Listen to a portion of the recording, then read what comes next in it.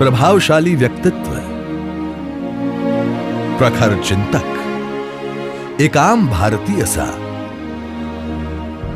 भीड़ में गुम हो जाने वाला सामान्य सा चेहरा,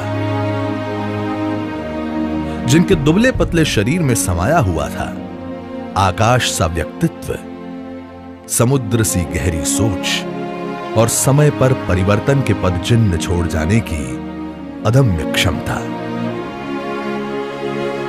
ऐसे थे एकात्म मानववाद और अंत्योदय जैसे दर्शन के प्रणेता पंडित दीनदयाल उपाध्याय जी,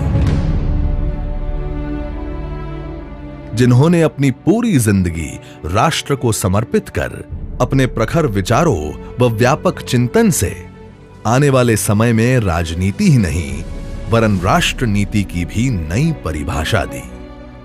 उनके सिद्धांतों ने एक ऐसे संगठन की नींव रखी जो आने वाले समय में देश की नीति का निर्धारण करने वाला था। दीनदयाल जी बहुआयामी व्यक्तित्व के धनी थे। इस महान व्यक्तित्व में कुशल चिंतक, संगठन शास्त्री, शिक्षाविद, राजनीतिज्ञ, वक्ता व लेखक का प्रतिबिंब था। 25 सितंबर 1916 को मथुरा जिले के छोटे से गांव नंगला चंद्रभान में पंडित दीनदयाल जी का जन्म एक अति निर्धन परिवार में हुआ था। यह कहना मुश्किल है कि यह उनके जीवन की यात्रा का आरंभ था या जीवन के संघर्षों की यात्रा का। बालक दीनदयाल होश संभाल भी न पाए थे कि उनके माता पिता का देहांत हो गया। दीनदयाल जी ने सीकर के कल्याण हाई स्कूल से मैट्रिक और पिलानी के बिड़ला कॉलेज से इंटर की परीक्षा पास की। इन्हें दोनों ही परीक्षाओं में गोल्ड मेडल प्राप्त हुआ। सीकर के महाराजा ने दीनदयाल जी की प्रतिभा को देखकर उन्हें छात्रवृत्ति भी दी। फिर कानपुर के सनातन धर्म कॉलेज कानपुर से उन्होंने बीए की पढ़ाई की। जो विषय यहां पढ़ाए जाते थे, दीनदयाल जी ने उसका मन लगाकर अध्ययन किया। लेकिन दीनदयाल जी ने यहां वो शिक्षा और दीक्षा भी ली जो इस कॉलेज के पाठ्यक्रम का हिस्सा नहीं था। यहीं उनका संपर्क श्री बलवंत महाशब्दे से हुआ, जिनकी प्रेरणा से सन 1937 में वे राष्ट्रीय स्वयं सेवक संघ में शामिल हो गए। दीनदयाल जी के लिए यह समय व्यक्तिगत संघर्षों के साए से बाहर निकलकर राष्ट्र की समग्रता के दर्शन का साबित हुआ। दीनदयाल जी बीए करने के बाद एमए करने के लिए आगरा चले गए। यहां पर वे नानाजी देशमुख और भावराव जुगादे के साथ राष्ट्रीय स्वयं सेवक संघ की गतिविधियों में हिस्सा लेने लगे। उनमें सामाजिक जीवन के प्रति चेतना के अंकुर फूट चुके थे। उनके मामा, जिन्होंने बचपन में उनका लालन पालन किया था, उन्हें लगने लगा था कि भांजा अब पढ़ लिख गया है, परिवार के लिए कुछ करेगा। लेकिन दीनदयाल जी का परिवार तो बहुत विशाल था। समस्त भारत को उन्होंने अपना परिवार मान लिया था। दीनदयाल जी का लक्ष्य कुछ और ही था।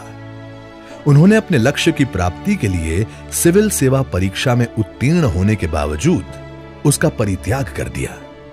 उन्होंने अपने संकल्प के बारे में अपने मामा जी को जो पत्र लिखा, उसकी बानगी देखिए।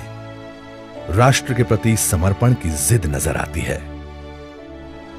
जब किसी मनुष्य के किसी अंग को लकवा मार जाता है तो वो चेतना शून्य हो जाता है। इसी भांति हमारे समाज को लकवा मार गया है। उसको कोई कितना भी कष्ट क्यों न दे, पर महसूस ही नहीं होता। हर एक तभी महसूस करता है जब चोट उसके सिर पर आकर पड़ती है। हमारे पतन का कारण हमारे संगठन की कमी ही है। बाकी बुराइयां, अशिक्षा आदि तो पतित अवस्था के लक्षण मात्र ही हैं। इसीलिए संगठन करना ही संघ का ध्येय है। इसके अतिरिक्त और वो कुछ भी नहीं करना चाहता। परमात्मा ने हम लोगों को सामर्थ्य बनाया है। क्या फिर हम अपने में से एक को भी देश के लिए नहीं दे सकते? आपने मुझे शिक्षा दीक्षा देकर सब प्रकार से योग्य बनाया। क्या आप मुझे समाज के लिए नहीं दे सकते, जिस समाज के हम उतने ही ऋणी हैं? यह तो एक प्रकार से त्याग भी नहीं है, विनियोग है। समाज रूपी जीवन में खाद देना है। फिर उन्होंने पीछे मुड़कर नहीं देखा। देश स्वतंत्र हो चुका था, पर समाज संगठित नहीं था। देश में कई विसंगतियां पैदा हो रही थी। उनमें सत्ता का लोभ नहीं, समाज में वैकल्पिक विचारधारा की स्थापना का दृढ़ निश्चय था। इस उद्देश्य के लिए वे जी जान से जुट गए।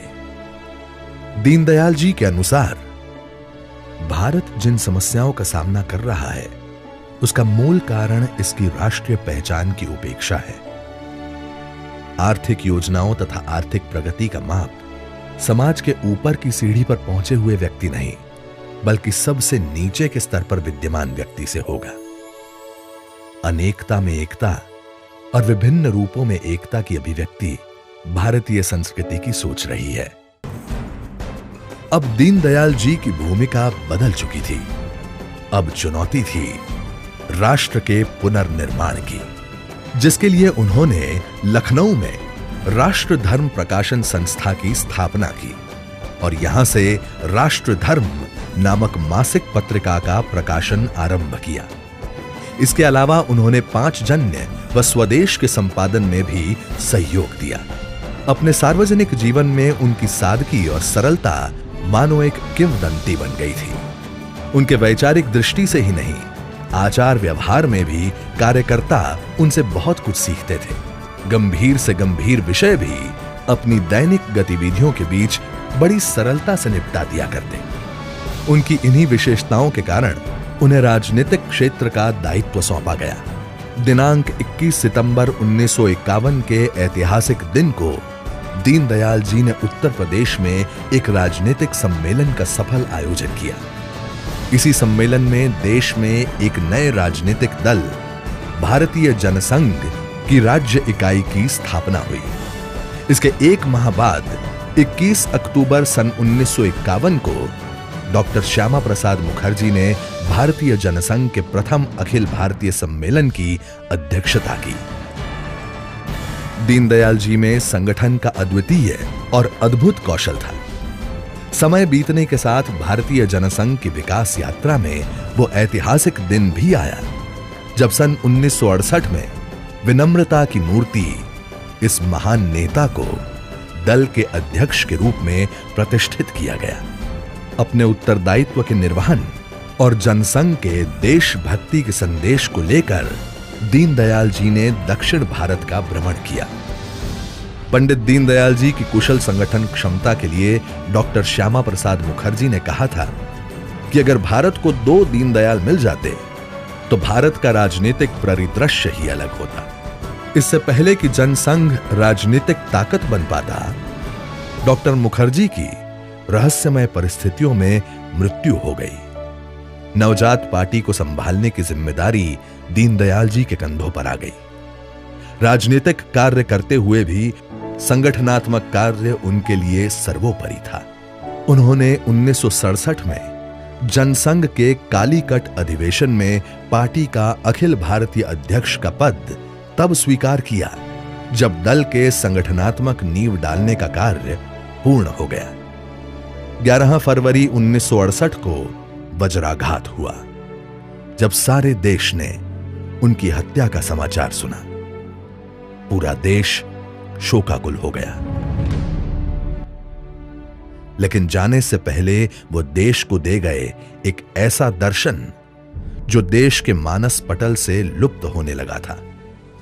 उन दिनों देश समाजवाद और पूंजीवाद के द्वंद्वों से गुजर रहा था। तब के राजनीतिक नेतृत्व को भारतीय सनातन परंपरा की विशालता और राष्ट्र की अपनी भौतिक शक्ति का भाव नहीं हो पा रहा था। वो कभी कहीं से अपने विकास का मॉडल ढूंढ रहा था। एकात्म मानव दर्शन इस अंकुर के वटवृक्ष बनने की यात्रा अभी जारी है। दीनदयाल जी के एकात्म मानववाद और अंत्योदय के सपने को साकार करने के लिए भारतीय जनता पार्टी की सरकार दृढ़ संकल्प है।